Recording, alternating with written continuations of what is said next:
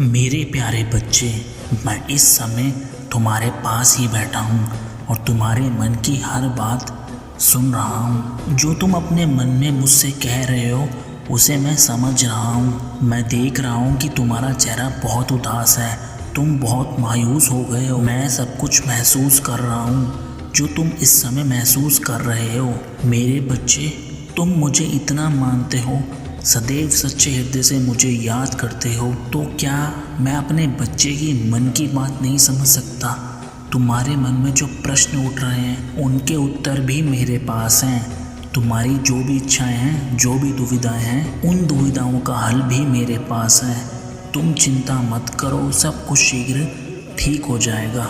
मेरे बच्चे, तुमने अपने आप को इतना क्यों उलझा रखा है? तुम्हारे हृदय में उत्पन्न छोटी छोटी इच्छाओं को मैं पल भर में पूर्ण कर सकता हूँ, किंतु मैं तुम्हें इस बात से परिचित करना चाहता हूँ कि तुम्हें बड़ा सोचना है। तुम्हें खुद को इस बंधन से बाहर निकालना ही होगा।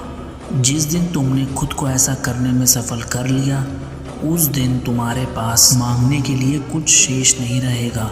मेरे बच्चे, स्वयं पर संदेह करना छोड़ दो। तुम अभी अपनी अहमियत को नहीं जानते।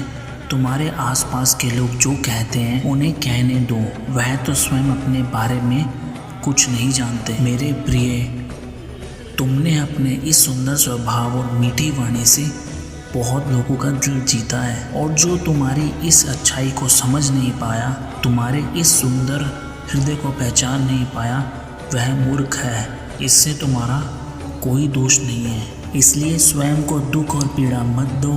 अपने बाबा के लिए एक बार मुस्कुराओ। तुम अपनी इस अच्छाई के कारण जीवन में बहुत आगे जाओगे। जो अभी तुम्हें छोड़कर चले गए हैं, उन्होंने तुम्हारा मूल्य ही नहीं समझा। वो भविष्य में अवश्य तुम्हें खोने के बाद पछताएंगे।